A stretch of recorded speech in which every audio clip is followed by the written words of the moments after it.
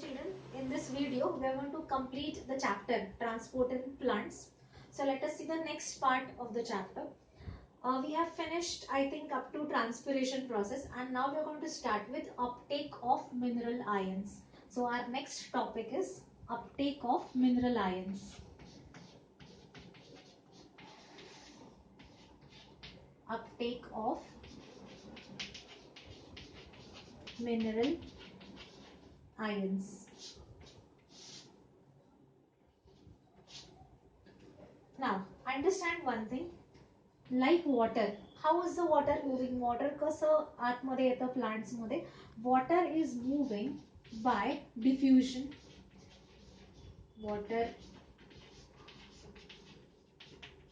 moves by diffusion, but mineral ions, they are moving mostly by active transport. So mineral ions, the movement of mineral ions occurs by both the methods, that is, it is active transport as well as some of the mineral ions are moving by passive transport. Okay, now why mineral ions have to move by active transport? There are two reasons for that. दोन कारण आहेत की ज्यामुळे mineral ions actively transport व्हावे लागतात. तर त्यातलं first reason आहे that mineral ions, they occur, or we can say they exist as charged particles,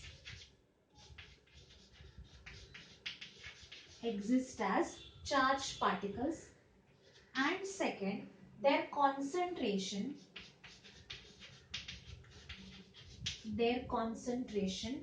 outside is less. That means their concentration in the soil is less as compared to their concentration in roots. So त्यांचं concentration soil मध्ये कमी आहे आणि roots मध्ये जास्त आहे. That is why they have to be moved by active transport. This is against the gradient, right? In active transport, what do? Is we take in the particle against its gradient from lower concentration to higher concentration. And what is required? Since it is active transport, ATP energy is required to bring the ion from the soil into the cytoplasm of the cells. Okay, now who is bringing about this active transport? So let us see that. Here I am writing about active transport. Now the epidermal cells of the root,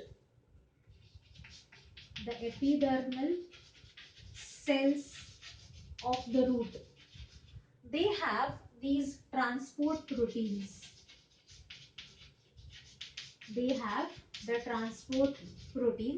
These transport proteins will pump the ions. Proteins which will pump the ions actively from soil into the cytoplasm of epidermal cells. Okay. Apart from that, inside epidermis, what is the next layer in the root? It is endodermis. So the endodermis.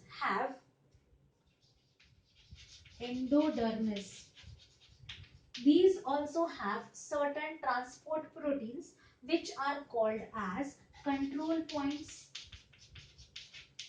or which are called as the checkpoints. Why? Because the endodermis, it has Casparian strips, and these Casparian strips, they have suberin. Because of suberin, it is checked that at endodermal cells, the movement of the solute is whatever solutes have to move, they will move inside. The rest of the solutes will not be allowed. So it is a selective kind of a transport in endodermis, which are acting as control points, or which are called as the checkpoints because of Casparian strips, and these are made up of suberin. All right. Now, so in this part we are studying that the mineral ions are taken from the soil into the cytoplasm of epidermal cells, and from here the ions are going to travel where? Who is going to carry the ions further? They are going to be carried further by xylem. Now we have also studied in the last part, since ions are entering into the cytoplasm of epidermal cells, what is going to happen is the water is going to be absorbed by its potential gradient. So water is going to flow by its potential. That means once the mineral ions are taken into the root, the water will automatically follow it by the law of osmosis. Okay. Now let us see what happens next.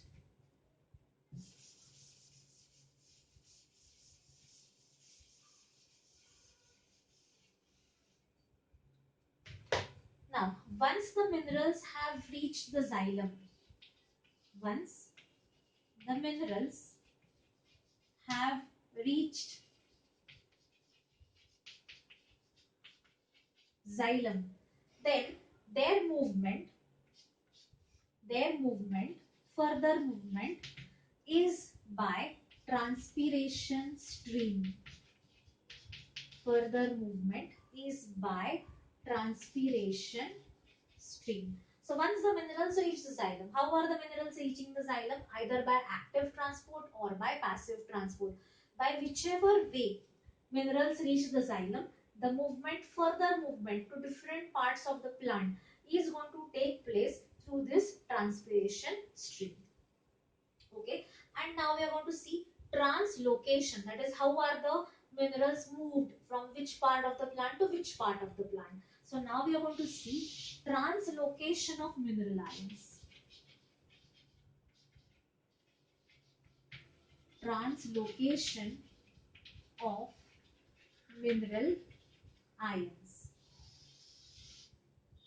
Okay, now the chief sinks of mineral ions. The chief sinks. Now what is the meaning of the word sink? Sink means it is that part of the plant where the requirement of mineral ions would be more. So sink म्हणजे असा part झाडाचा की जिथे आयन्सची सर्वात जास्त गरज आहे. That is called as the sink region. So chief sinks of a plant are the meristem, which is apical and lateral meristem. Then the growing flowers, growing buds, growing flowers, as well as storage organs. Storage organs. Okay, so these are the chief sinks.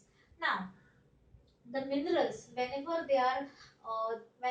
the minerals are translocated, these minerals are deposited. The minerals are deposited at the fine vein endings of the leaf. Fine vein endings of the leaf. Vein endings are the margins of the leaf, and from there they are collected by the cells. So from here they are actively taken in by the cells. So fine vein endings ला जाऊन त्या minerals थांबतात आणि तिकडनं ते cells जे असतात ते actively minerals ions घेतात. Okay, so this is how the translocation occurs.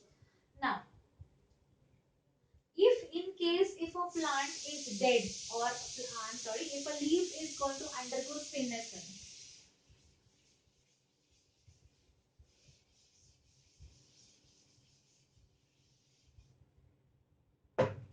so in case of older or dying or senescing leaves, in case of older, dying or senescing leaves, the mineral ions are transported to the younger leaves. The mineral ions are transported to the younger leaves. Transported to the younger leaves. Now, which ions are actively transported? This is a very important question. Which ions are mobilized? So, ions which are mobilized are, or elements we can say, the mobilized elements are phosphorus, sulfur, nitrogen and potassium. So this is very important. Mark it as a star because questions are asked on this. Okay. So these elements are actively mobilized, but some elements which are structural components of the plant are not remobilized.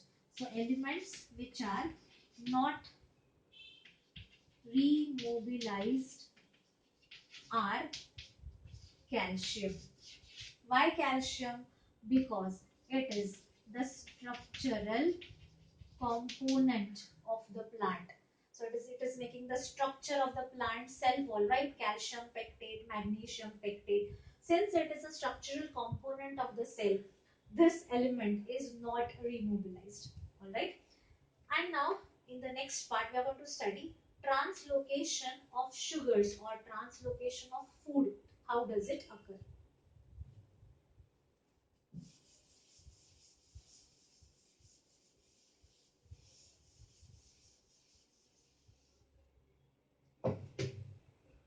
So our next part is transport of food.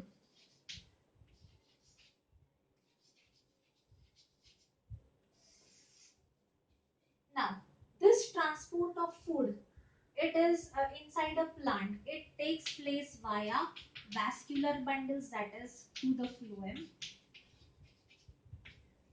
Transport of food generally occurs from the source to the sink. Now, what do you mean by the source? Source means it is the part of the plant which is going to prepare the food. Part of the plant which is going to prepare the food or which is going to store the food. It is called as the source. What is sink? Sink region is the region which requires the food. Requires the food. It is called as the sink region. Okay. Now, in case of plant, generally what we will say, what will be the source and what is the sink? Leaves can be the source and the sink can be, for example, roots, because the food is transported, prepared by the leaves, which is a source, and since the roots require the food is going to the roots. But in case of plants, apart from this, sometimes the roots can also serve as the source. Why it is serving as a source? Because it is also storing the food. So at times roots can be a source and other parts of the plant, they can function as the sink, right? Therefore, the translocation of food by phloem is not unidirectional, but it is bidirectional. So translocation or transport of the food is in both the direction, that is from roots to the leaves, or it can be from leaves to the roots. So roots to the leaves or leaves to the roots. So this is how the translocation of food occurs. It is bidirectional. This is as if you compare this with the xylem. Xylems are transport is also unidirectional from the roots to different parts of the plant. In phloem, the transport of the food is bidirectional, that is in both the directions, from leaves to roots, or it could be from roots to the leaves part of the plant, okay, or roots to other parts of the plant. Now, we will see what is the mechanism or what is the hypothesis for translocation of food, because questions are asked on that.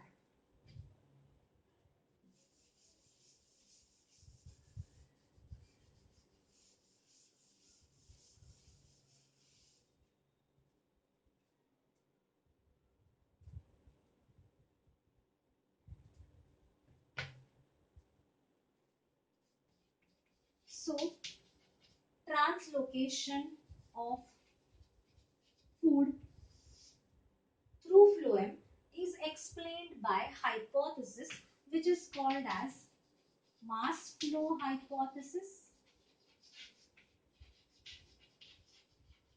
or it can also be explained by pressure flow hypothesis. Mass flow hypothesis or pressure flow hypothesis. Okay. Now, let us understand first what is the structure of phloem so that you get an idea regarding the different cells present in phloem. Okay. So, here in phloem, there are certain cells which are called as sieve tubes and companion cells.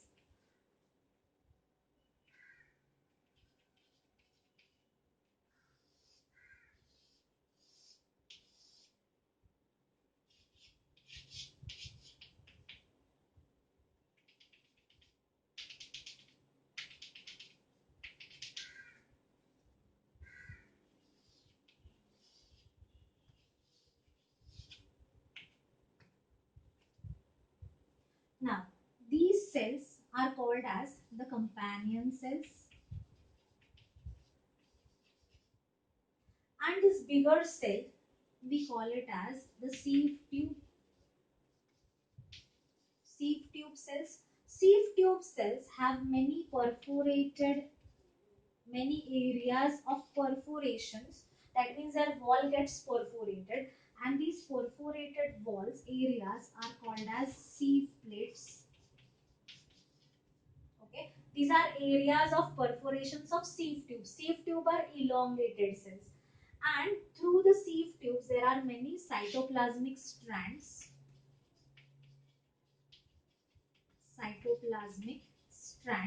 which are going to connect the sieve tubes together. Okay, but these cells they die at maturity. So this is in general the structure of phloem. Okay, and surrounding this phloem we have xylem. Xylem is going to transport water. Now see what happens. What is pressure flow hypothesis or mass flow hypothesis? Understand. So initially the food which is prepared by the plant is glucose, right? Glucose is the first sugar produced by the plant. Glucose is first converted into the disaccharide which is sucrose. Sucrose is a disaccharide. It is made up of glucose and fructose. So the plants are going to transport sugar in the form of sucrose, right? Now what happens is this sucrose. Now let me just erase this part of the board so that I can explain you.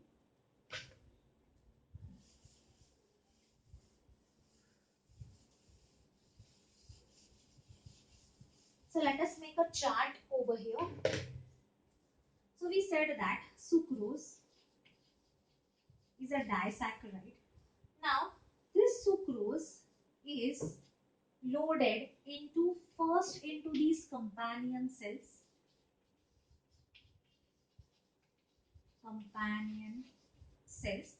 Now understand one thing, sieve tubes and companion cells, they are sister cells. That means they are derived from one cell, and activity of this sieve tube is controlled by this companion cell. This we will learn whenever we are going to study anatomy of flowering plants, wherein we have detailed structure of all this. For the time being you understand, the activity of sieve tube is controlled by the activity of by the nucleus of companion cell, because companion cell has nucleus, sieve tubes doesn't have nucleus. So first sucrose is loaded into companion cell, and from there sucrose is loaded into sieve tubes. So from here it goes into the sieve tubes. But this activity is not physical. This activity requires the energy of ATP, and this process is called as loading of sucrose. So sucrose is loaded here into the sieve tubes. Alright. So sucrose where it is prepared in the leaves. From the leaves it is loaded into companion cells and then into sieve tubes, which requires energy of ATP. Now, once sucrose enters into the sieve tubes, what is going to happen? The conditions are going to become hypertonic. What is the meaning of hypertonic? More amount of solute, less amount of solvent. So once sucrose entered into the sieve tubes, osmotic pressure is going to increase or decrease? The osmotic pressure is going to rise. Okay? Because sugar is more and solvent is less. Now what will happen here? What happens is, since the conditions become hypertonic and osmotic pressure rises, water from the surrounding xylem will enter into the sieve tubes. So what happens over here is, water from xylem enters into the sieve tubes. Okay. Now see, sugars are there, water is also there. So what is going to happen? Obviously, the pressure on this sieve tubes is going to increase. So now what happens is, the pressure increases. Pressure in what? Pressure in the sieve tubes is going to increase, and obviously the food is going to be carried from the areas of higher pressure to the areas of lower pressure, or from source to the sink. So once the pressure increases, now what will happen is, because this pressure is going to get increased, the food is going to be transported to the sink regions. So pressure increases, and now the food is carried to the areas of lower pressure. Which are the areas of lower pressure? Sink. At the sink region, the osmotic pressure has to be reduced. So osmotic pressure has to be reduced at the sink, right? Then only the food is going to flow from higher pressure to lower pressure, or from higher osmotic pressure to lower osmotic pressure, right? So at the sink, the osmotic pressure gets reduced. Now, see, now next what happens is,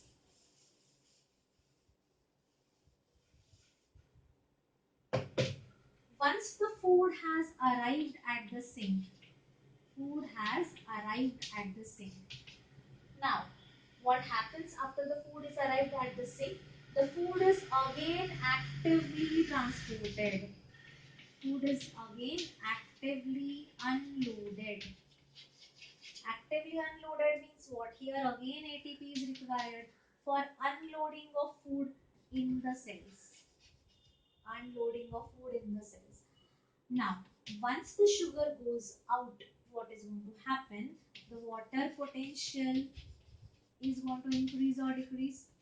Water potential increases, and this water flows back to xylem. Okay, so this is how, and this water will circulate. Again, it will go to the sieve tubes. Again, there will be a mass flow or pressure flow from higher pressure to lower pressure. The food is transported. There is uptake of energy at unloading, as well as firstly the food is loaded by using energy, food is unloaded by using energy. Okay, so this is how the food is going to enter into different, it is translocated to different parts of the plant. All right, I hope this is clear to you. One question is surely asked on this, so please learn this, read this, understand this. Okay, and last part we are going to study now is the experiment which is carried out to prove that translocation occurs. So what is that experiment?